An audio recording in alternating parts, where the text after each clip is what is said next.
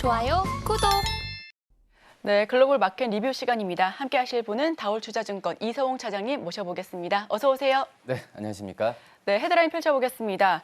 WHO 세계보건기구가 팬데믹을 언급한 가운데 관련주 대응 전략에 대해서 풀어주시러 이곳에 나오셨습니다.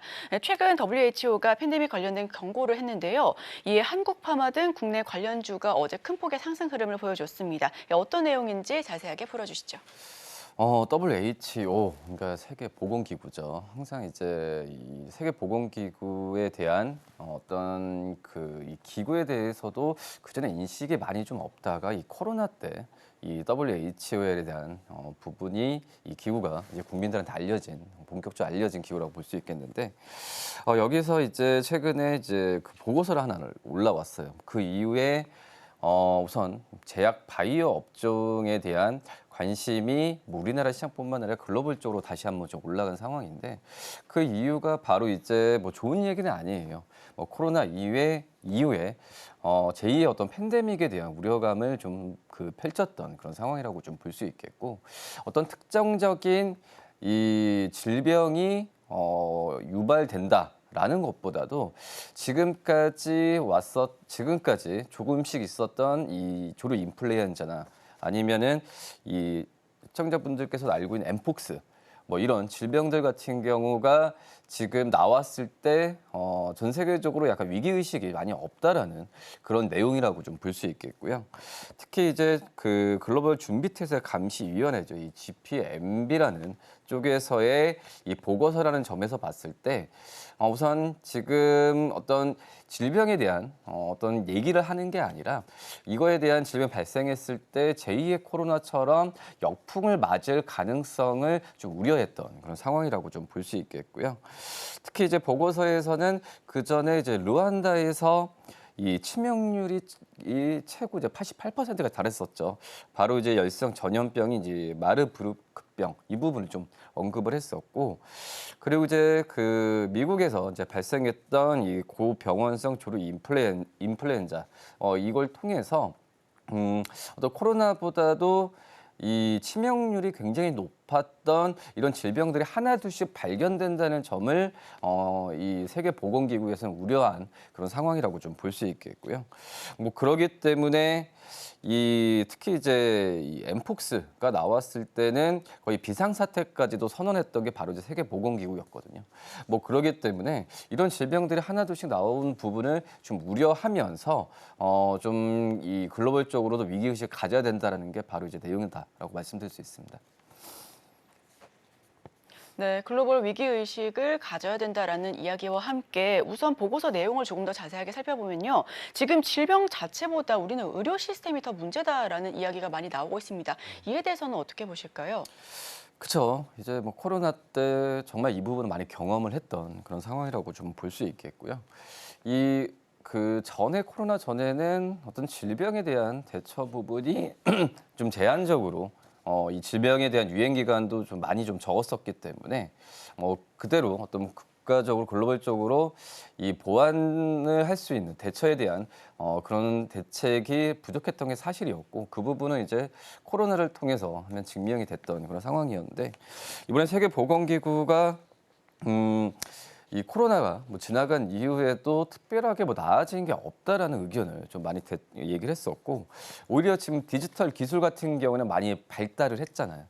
근데 이제 오히려 지금 디지털 기술이 발달되면서 이 잘못된 정보에 대한 부분이 홍수처럼 쏟아지는 것도 지금은 이 세계보건기구가 우려하는 그런 상황이라고 좀 볼 수 있겠고요. 그리고 이제 어떻게 보면은 이 취약계층 그리고 이제 빈부격차에 따라서 이 질병에 대한 대처에 대한 부분도 나눠지고 있는 그런 상황이기 때문에 어떤 평균적인 또 평등한 그런 이 질병 체계에 대한 보상 같은 경우가 이루어져야 되는 게 바로 이제 이 WHO가 계속해서 지금 얘기를 하는 그런 상황이라고 좀 볼 수 있겠고요. 그리고 이제 이 국가와 국가 간에, 그러니까 이 질병이 나왔을 때 하나의 어떤 국가 안에서만 해결하는 부분은 정말 한계가 있었던 걸 보여주었는데, 국가와 국가 간의 이런 상호 협력 관계나 이런 부분도 필요하다라는 부분을 좀 언급한 상황이라고 좀 볼 수 있겠습니다. 뭐 그렇기 때문에 또 이제 이거에 대해서 이 세계보건기구에서의 또 얘기했던 내용 중에 재미있는 점이 하나가, 자꾸 이제 그러니까 인간, 사람과 사람 간의 어떤 전파나 이런 부분으로 그전에는 좀 인식이 좀 셌었는데, 이 동물 간의, 그러니까 동물과 인간 간의 그런 관계에 대한 부분에 있어서도 좀 집중을 해야 된다는 내용이거든요. 뭐 그렇기 때문에 이 어떻게 보면은 그 엠폭스도 그렇고 뭐 조류 인플루엔자도 그렇고 뭐 코로나 때도 그렇지만은 이 동물을 통해서 좀 유발됐던 게 컸잖아요.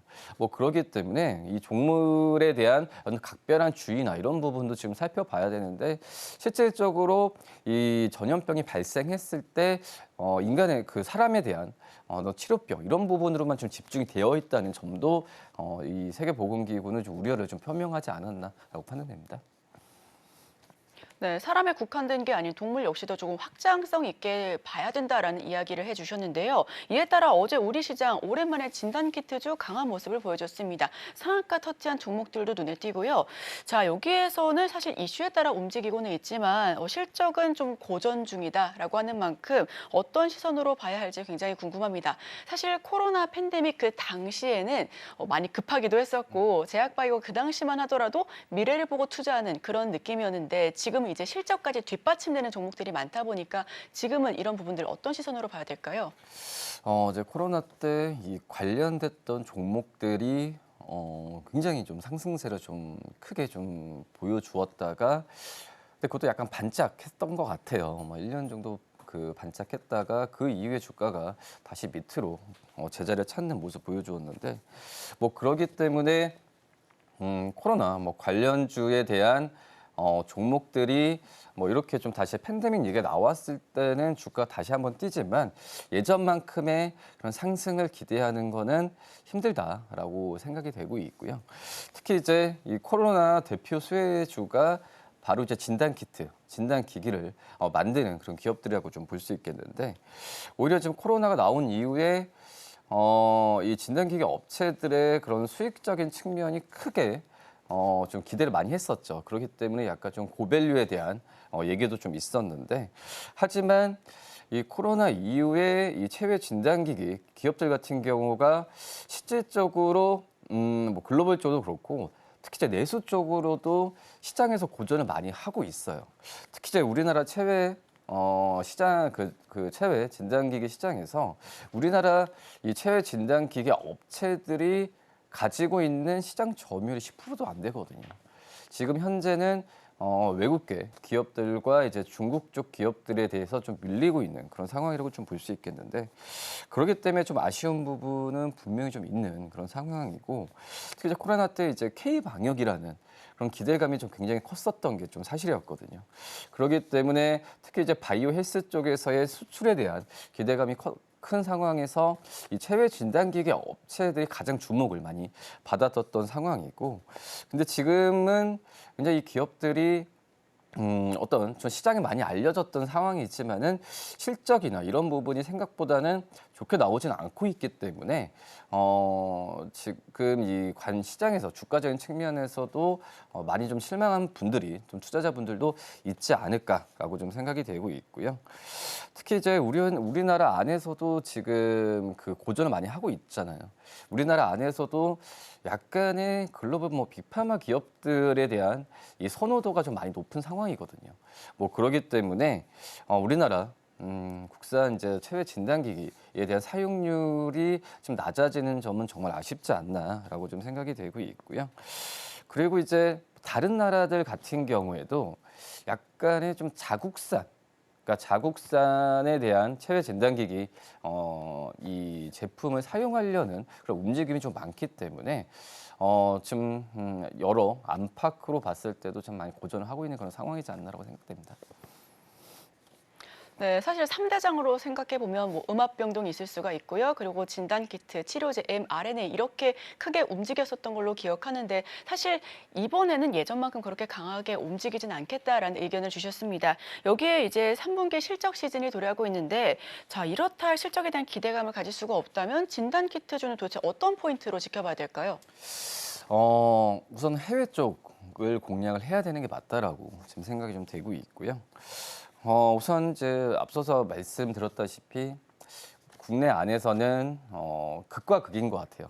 아예 뭐 스위스나 또 미국의 그런 기업들의 이 고가 프리미어 제품을 사용하던가 아니면은 이 중국산 저가 제품에 대한 수요 부분 좀 갈려지고 있는 그런 상황인데 그렇기 때문에 국내 시장에서 입지가 많이 좁아진 상황에서는 해외 쪽에서의 진출 부분을 할 수밖에 없는 그런 상황이라고 좀 볼 수 있겠고요. 특히 이제 많이 좀 노력은 많이 하고 있습니다. 특히 이제 대표적인 그런 기업 이제 시젠, 뭐 시젠 같은 경우가 지금은 해외 공급망 구축에 힘을, 그러니까 국내 쪽보다도 해외 쪽에서의 공급망 구축에 대한 부분을 해외 그 빅파마 기업들과 같이 공조를 하는 모습을 많이 보여주는 거 봤을 때 해외 쪽에서의 실적에 대한 부분이 좋아져야 이 우리나라 이 진단기기 업체들 같은 경우에도 이 마진 부분에 있어서 기대를 많이 할 수 있지 않나라고 좀 생각이 되고 있고, 그리고 이제 우리나라 이제 기업들이 말씀드렸듯이 국내 쪽에서 어떤 시장을 좀 개척하는 게 좀 힘든 상황에서 해외 쪽에서의 매출 비중이 많은 기업들이 더 많아요. 특히 이제 SD 바이오센서나 이 바디텍 매드 같은 경우에는 이 해외 쪽에서의 그 매출 비중이 90% 이상을 지금 차지를 하고 있거든요.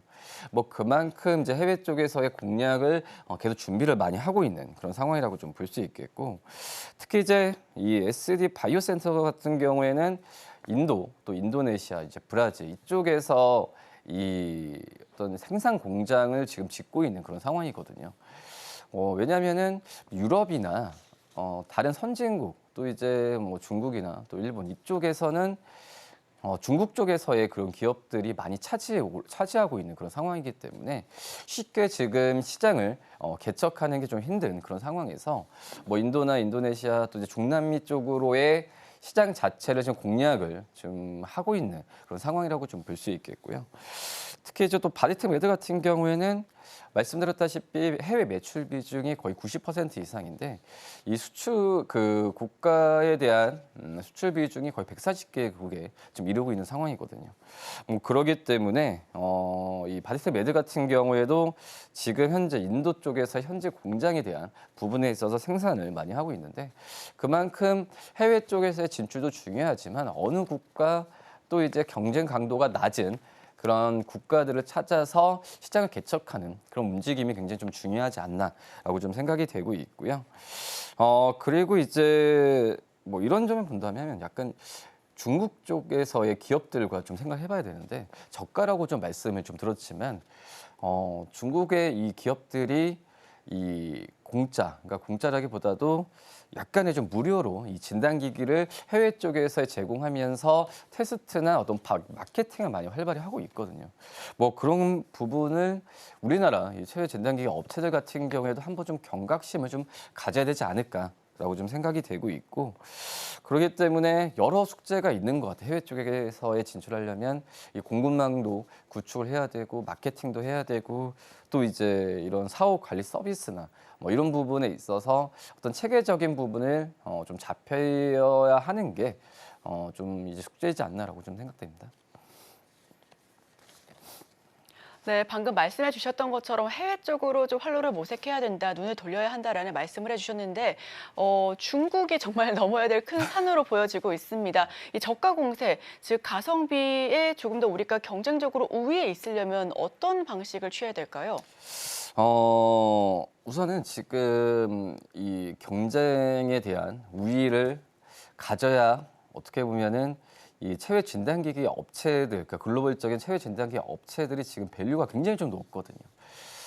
체외 진단기기의 글로벌 1위 기업이 바로 이제 스위스의 로슈라는 그런 기업이라고 볼 수 있겠는데 시가총액이 무려 좀 350억 가까이 지금 기록을 좀 하고 있고, 그리고 이제 중국 쪽에서의 1위 기업이 바로 이제 민드레이라는 그런 기업인데 지금 시가총 65조까지 좀 달해요.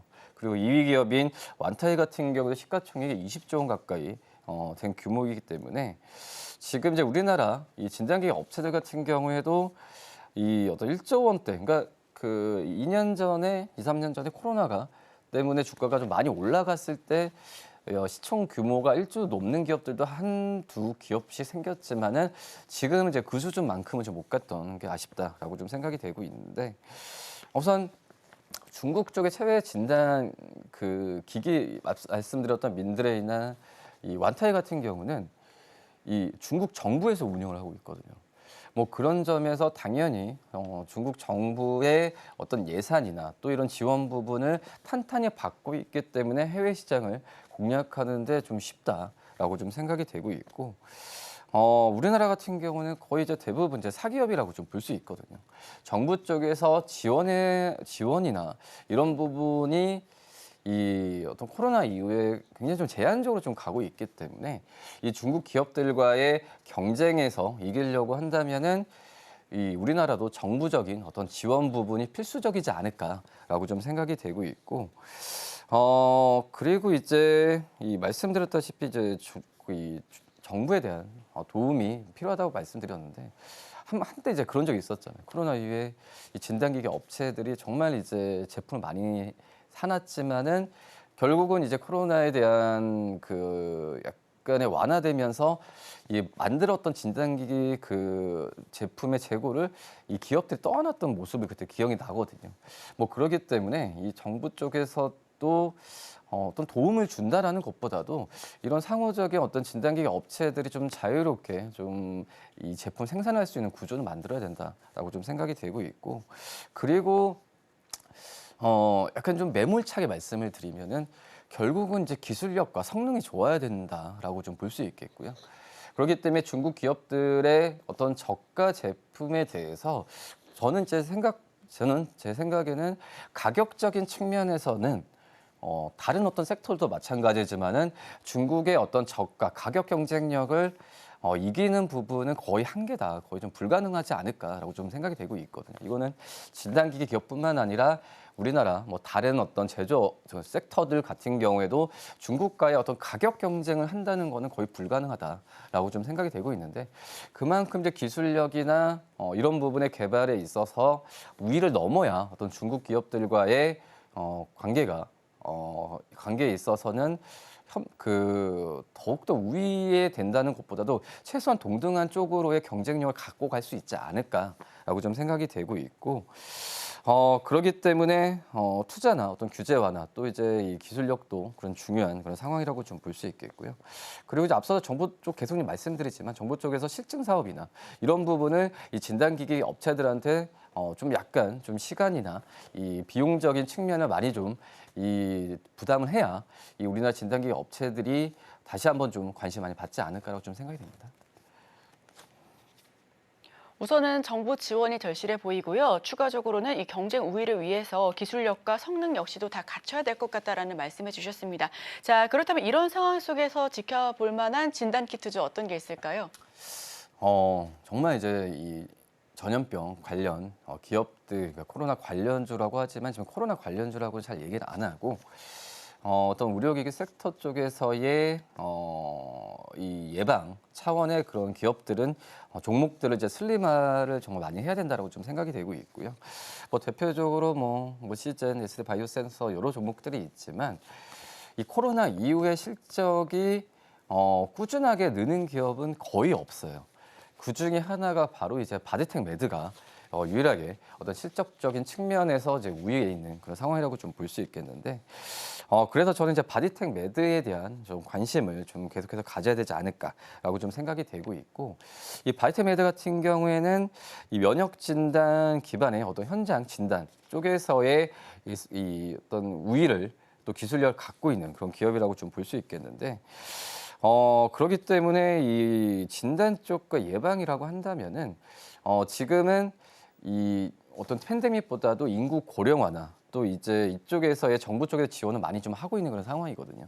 뭐 그런 쪽에서의 이 바디텍 매드가 이 제품적인 어떤 매출에 대한 우위를 많이 보여주고 있는 그런 상황이기 때문에 영업이익률이나 여러 가지 부분에 있어서 코로나 이후에 가장 좀 주목을 받아야 되는 주목을 받고 있는 게 바로 이제 바디텍 매드다라고 좀 볼 수 있겠고요.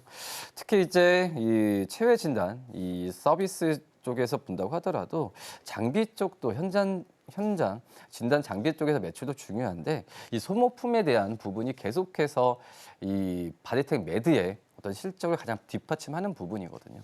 아시겠지만 기계 쪽 같은 경우에도 이 소모품을 계속 갈아줘야 되는 게 맞다라고 좀 판단되고 있어서 기계만 납품하는 게 아니라 기계 쪽에서 발생되는 소모품의 매출에 대한 효과 부분도 지금 바디텍 매드의 이 실적에 가장 좀 기본적으로 좀 잡히고 있는 구조이기 때문에 좀 안정적으로 투자할 수 있는 기업이지 않을까라고 좀 생각이 되고 있고요. 그리고 이제 중요한 부분이 이 일반적인 이 면역 진단 이런 서비스가 아니라 제가 한다고 하더라도 지금 동물 진단 키트 이쪽 부분도 지금 바디텍 매드가 공급을 미국 쪽으로 하고 있거든요. 앞서서 말씀드렸다시피 바디텍 매드 같은 경우가 해외 쪽 매출 비중이 90% 이상이고 세계 140개국에 수출을 하는 그런 점을 본다고 한다면 해외 시장 쪽에서의 어떤 특화가 많이 좀 잘 되어 있는 게 지금 바디텍 매드라고 좀 말씀드릴 수 있겠고 특히 이제 이 말씀드렸던 이 동물 진단 키트 공급에 대해서 지금 수익은 많이 잡히는 부분은 아니지만은 이쪽에서의 확대가 좀 많이 될 가능성이 크다라고 좀 생각이 되고 있거든요. 특히 이제 뭐 카트리지나 이쪽에서도 이 제조 원가 정도에서의 이 마진에 대한 부분이 좀 나와주고 있는 상황인데 이 부분을 넓힌다고 한다면은 가격 협상률 여러 가지 면에서 이 기대감이 좀 커지는 그런 상황이라고 좀 볼 수 있겠고요. 그리고 이제 중국 쪽에서도 이 만성질환 쪽에서의 키트 핵심 부품을 지금 바디텍 매드가 납품을 하고 있거든요. 뭐 그런 점을 본다고 한다면 이 해외 쪽에서 매출에 대한 기대감을 계속 가져가서 이 바디텍 매드에 대한 관심을 좀 꾸준하게 가져야 되는 게 맞지 않을까라고 좀 생각이 됩니다.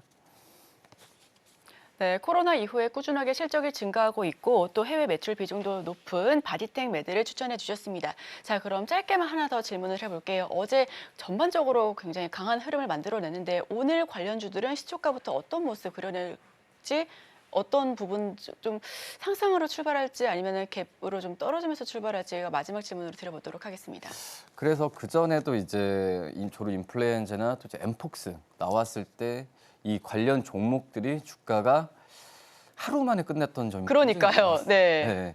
그래서 제가 봤을 때도 이 어떤 저희가 좀 글로벌 이슈를 가지고 와서 이런 종목들을 좀 말씀을 드리지만 다른 어떤 이슈 대비해서 이 진단기기 이 관련 기업들 같은 경우에는 이 이슈에 대한 단기성 상승세가 나올 가능성이 좀 굉장히 크다. 그러니까 오늘 같은 경우에도 상승 여력 상승세보다도 이 종목별로 틀려지겠지만은 이 상승폭은 뭐 크게 나온다라고 좀 보기에는 어떤 이거 WHO 이슈 이후에는 특별한 이슈는 좀 없거든요. 그렇기 때문에 하락이라기보다도 상승세를 기대하는 거는 좀 제한적으로 해야 된다라고 판단되고 있는데, 근데 저는 제가 오늘 이제 바디텍 매드나 이 종목들을 가져온 이유가 그동안에 관심이 적었었던 이 진단기기, 체외 진단기기 업체들에 대한 관심을 많이 또 가져야 되지 않을까. 다시 한번 돌아봐야 되는 게 맞지 않을까 생각이 되고 있고 또 가장 중요한 부분이 종목을 슬림하는 전략. 그리고 이 종목들이 지금 현재 어떤 구조로 포인트를 잡아야 된다라는 부분을 제가 오늘 이슈를 갖고 온 거거든요. 뭐 그렇기 때문에 매수 관점이라기보다도 이 종목들에 대해서 다시 한번 또 이런 또 이슈가 나오고 뭐 미국이나 우리나라뿐만 아니죠. 해외 쪽에서 이런 질병에 대한 어떤 전염병 이슈가 나온다고 한다면은 그때 이제 종목들을 살려고 했을 때 이 선별하는 선별하는 그런 시간이 이번에 이런 글로벌 이슈를 통해서 가질 수 있지 않나라고 생각이 됩니다. 좋아요, 구독!